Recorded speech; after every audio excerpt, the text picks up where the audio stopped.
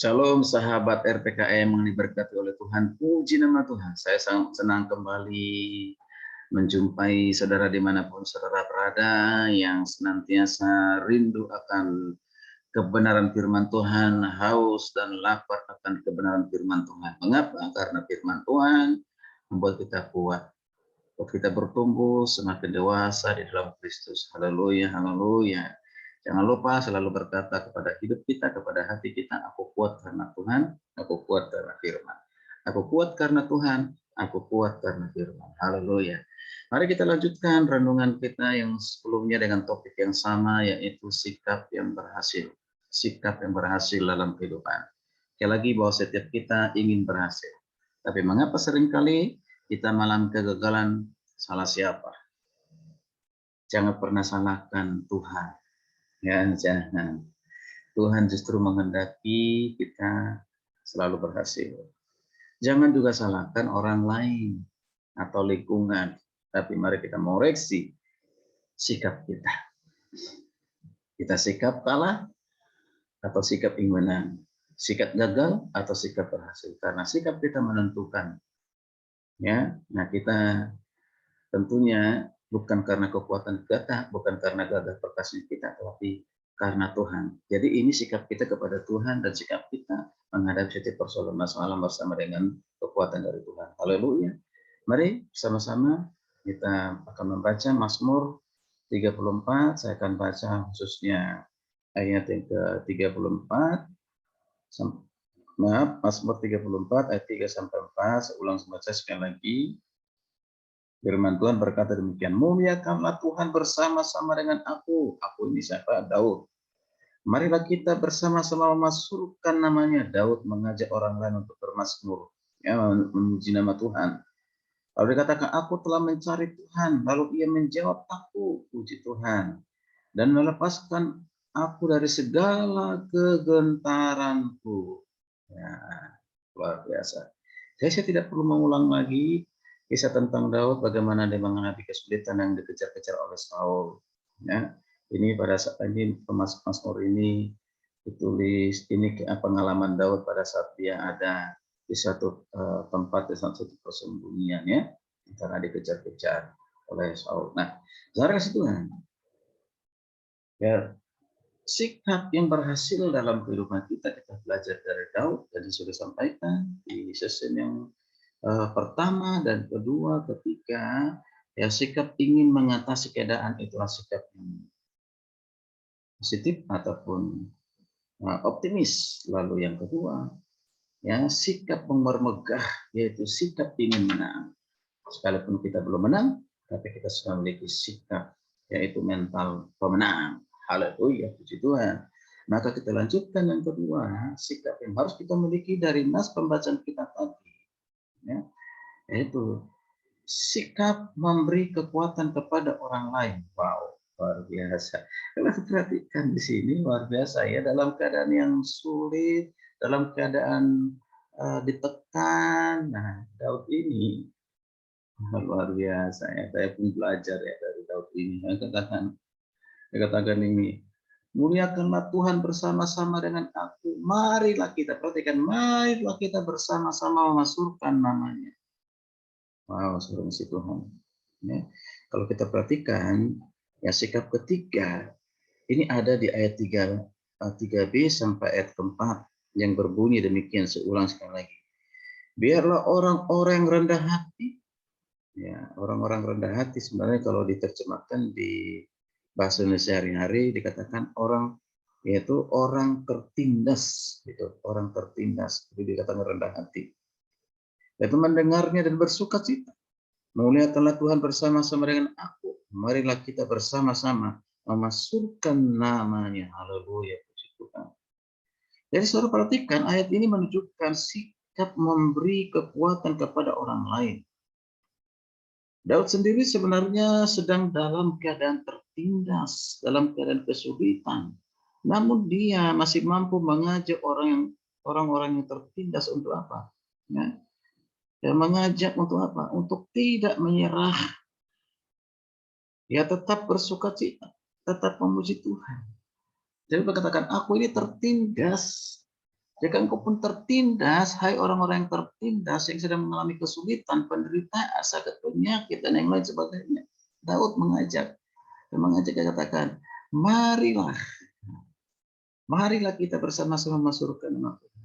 Jadi ini Daud ini bukan orang yang egois, ya, yang hanya memikirkan persoalan sendiri, lalu mengatakan, aku sendiri punya persoalan masalah, aku bagaimana mungkin aku menolong hidupmu, menolong dirimu. Saya juga dalam keadaan tertindas, tertekan. Mari silakan ya urus masing-masing. Bukan begitu mental pemenang, mental orang yang berhasil. Ya, apapun keadaanmu sekarang ini sudah kasih Tuhan. Jangan pernah punya mental seperti itu. Ya, mereka perhatikan. Daud mengalirkan kekuatan yang diperolehnya dari mana? Dari Tuhan. Kepada siapa? Kepada orang lain. Ya. Sehingga dia tidak lagi bersungut-sungut, pura-pura gila, tidak. Terima kasih Tuhan. Jika ada orang yang berada di dalam kesulitan, lalu datang dan minta pertolongan kepada kita, kadang-kadang kita berkata, aduh, ini seperti yang saya katakan tadi, aku sendiri punya persoalan yang perlu ditolong, bro. Kok kamu datang kepada saya minta tolong? Karena minta tolonglah kepada orang-orang yang punya kekuatan, yang tidak punya persoalan. Tidak ada manusia di dunia ini yang tidak punya persoalan masalah. Tidak. Seringkali kita menghindari ya, atau menolak memberi bantuan kepada orang lain ya yang sedang punya persoalan karena kita sendiri punya kesulitan juga. Mereka punya kesulitan dalam hal kebutuhan, sedang ingin pertolongan, lalu kita pun sedang dalam kesulitan, ya butuh pertolongan, lalu kita menolak. Saudara kasih Tuhan, tentu itu bukan sikap yang baik. Itu bukan sikap Daud. Minimal justru mendoakan, saudara kasih Tuhan. Jangan pernah kita menolak orang yang sedang kesulitan lalu datang kepada kita, yang kita mungkin sedang dalam keadaan sulit. Kalau kita melimpah ruah, banyak kita miliki, maka kita bisa menolong orang lain. Itu gampang. Orang yang tidak percaya pun bisa lakukan itu. Mudah memberi, menolong ketika kita sukses, ketika kita berhasil. Itu mudah. Sangat mudah. Itu tidak hebat. Yang hebat adalah ketika kita menghadapi suatu kesulitan, persoalan masalah, mungkin persoalan yang sama, orang datang kepada kita, mampukah kita untuk bersikap positif, yaitu tetap bisa menolongnya. Terima kasih Tuhan. Justru ketika kita menolong orang lain, disitulah kita memperoleh kekuatan. Nah, saudara kasih Tuhan, jika kita ingin memberkati dan ingin memberikan penghiburan kepada orang lain, kita juga akan memperoleh berkat dan penghiburan. Nah, lagi, kalau kita memberkati, memberikan penghiburan, motivasi orang lain, kekuatan kepada orang lain, kita juga memperoleh berkat dan penghiburan. Oleh sebab itu, mulailah mengubah pola lama kita. Ya. Dengan apa? Dengan membagikan kesusahan kepada orang lain, tetapi jangan membagikan kesusahan kepada orang lain. Jangan memamerkan kesusahan kepada orang lain. Jangan mengeluh tentang kesusahan kita kepada orang lain, sehingga itu alasan kita untuk menolongnya. Tetapi yang penting adalah bagikanlah kekuatan dan penghiburan.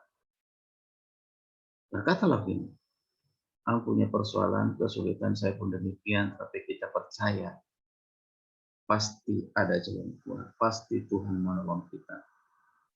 Saya hanya bisa membantu melalui doa, atau saya hanya bisa bantu dengan memberikan sesuai dengan kemampuan saya. Nah itu sering kasih Tuhan. Jangan langsung marah-marah, emosi, luar biasa menolak, bahkan mungkin suruh pergi. Ya, tidak, kasih Tuhan.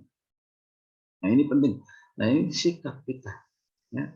Sekali lagi, saudara Tuhan, kalau kita sedang mengalami kesusahan dan perlu dihibur, lalu ada orang yang datang minta penghiburan, pertolongan, baiklah kita sekali lagi mengeluarkan kata-kata penghiburan, meskipun kita sendiri belum memperoleh jalan keluar.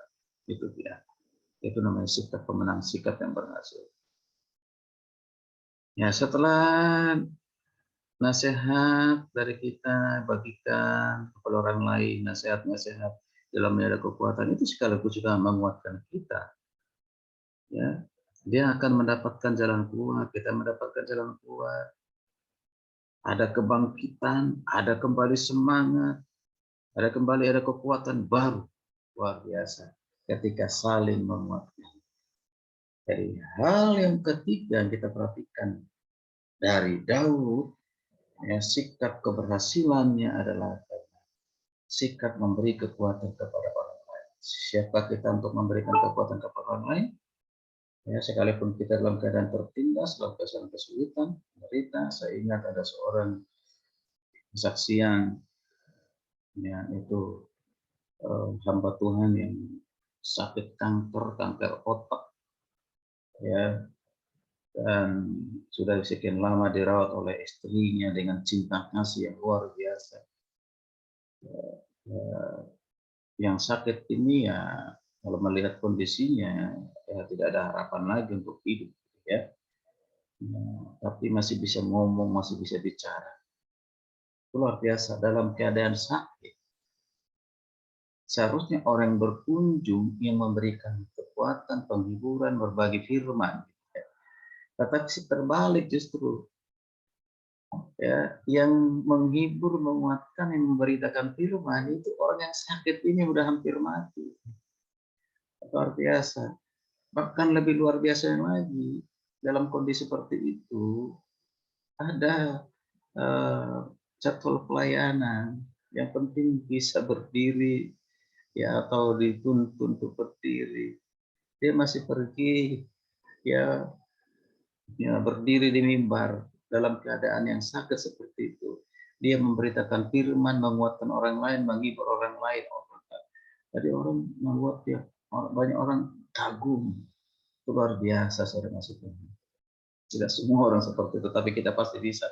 Karena apa? Karena pertolongan Tuhan, karena sikap yang ada pada kita. Ya, menghibur, menguatkan orang lain, kita pun akan terhibur dan kita pun kuat. Amin. Puji Tuhan. Kiranya renungan ini boleh menjadi berkat kekuatan bagi kita. Silakan dibagikan kepada orang lain sebanyak mungkin supaya mereka juga diberkati seperti kita telah diberkati. Di like, direspon, dan mohon bantuannya supaya program RPKM ini bisa berjalan terus. Mohon di subscribe. Puji Tuhan. Selamat beraktivitas dan milikilah sikap pemenang yang selalu menghibur, menguatkan orang lain dalam segala situasi apapun. Haleluya, haleluya. Tuhan Yesus memberkati kita semua. Shalom.